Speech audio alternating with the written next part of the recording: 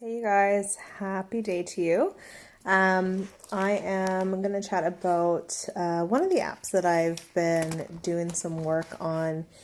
It's called In Love While Parenting. It's a fantastic app. I highly recommend it. And it's a freebie as well. So if you go to your app store, you can download In Love While Parenting, and it takes you through an entire course of different emotions and ways to support and all that kind of stuff throughout. Anyways, so one of the things that they talk about is the different phases that we experience, or children experience especially, and throughout like a situation. So say, for example, they lost something and they become completely overwhelmed, and in like a sprinkler phase is what they call it, or just like a sprinkler of emotions.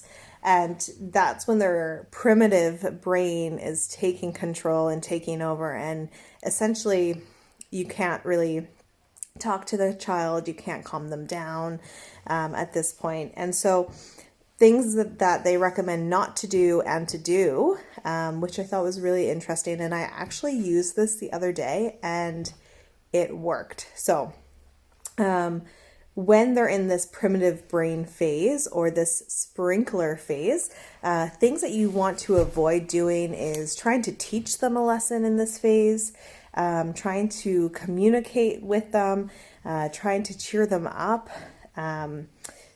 Those are things that you want to kind of avoid in that phase when they're like, oh my gosh, like crying and just having tantrum mode or what have you.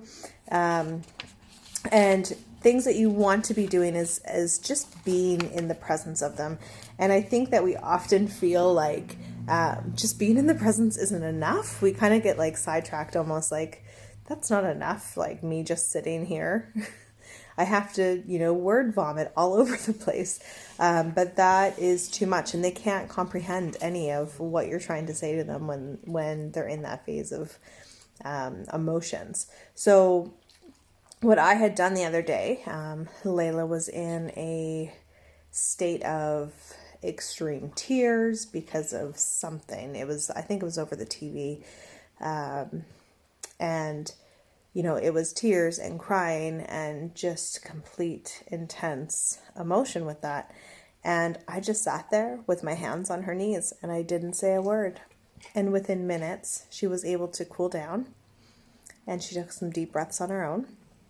And just having me there with her, that comfort, allowed her to cool down and get into that logical brain phase of hers, which would be your next step. So essentially there's like your 3 steps. There's your sprinkler phase, your cool down period, and then your logical brain takes over after your cool down period.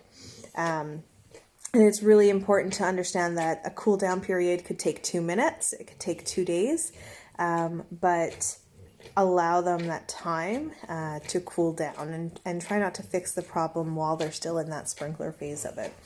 Now, when the logical brain takes over, it's really important not to move on and just kind of forget about it. It's important to address the feelings that they're having and the situation that happened.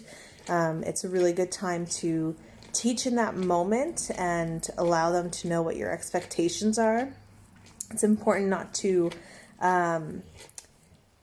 fix the problem for them. Try to encourage them to fix the problem themselves, and put yourself in their shoes at this point. It's a good time to kind of think about how you may feel in their shoes. It's a good way to use positive communication with them, and that's where you could use the labeling their feelings as part of what we've learned so far with the book that we're reading, How to Talk So Kids Will Listen, and Listen How So Kids Will Talk, with our virtual book club. So labeling their feelings is really important and is a good place to use that tool with their this part of their logical brain when it takes over. listen without being defensive, and remind and limits or expectations at this point. So when they're in that sprinkler phase, you're not going to be, I expect you to be da da da da da, and I expect you not to do this or what have you, because again, their mind is just all over the place. They have no idea. They just can't control what's going on at this point. So allow them to cool down. And during that cool down phase, just be there, right? Sitting beside them with a hand on their lap, your arm around their shoulder, or just sitting beside them without even touching them. It can be so helpful and so useful.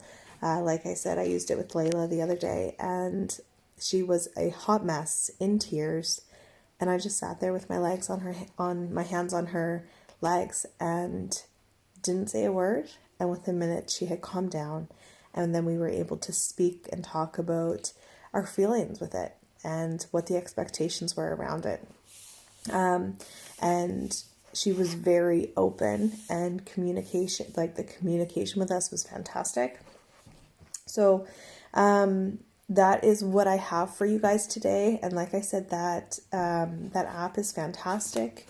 It has been super useful for myself. Myself and Matt had done it together, which was really great, so that he can kind of be on the same page with me and the same wavelength with how we want to be parenting our kids, because this is a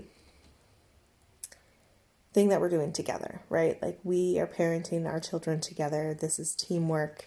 It's not just one person here. So it was really important for me to have him on board with doing this course in the app. And yeah, so I'm so glad that he had done that with me and kind of sees my point of view with it all as well. So don't be scared to ask your partner to do these things with you and learn with you, because that's what it is. It's a partnership, and it's about the communication with each other and working as a team, because we all know that when you work as a team, you get things done so much better. And yeah, so that's what I have for you guys today.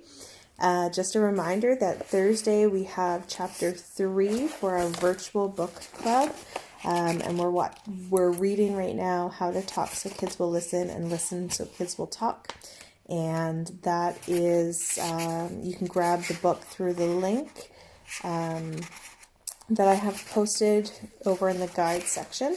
And chapter 3 is Alternatives to Punishment, I believe. I'll just double check here.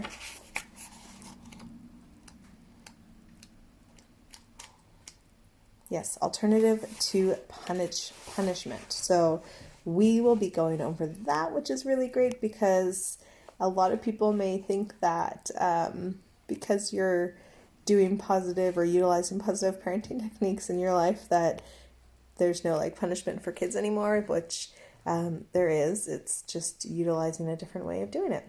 Anyways, you guys, so I hope you have the best day. See you around. Bye.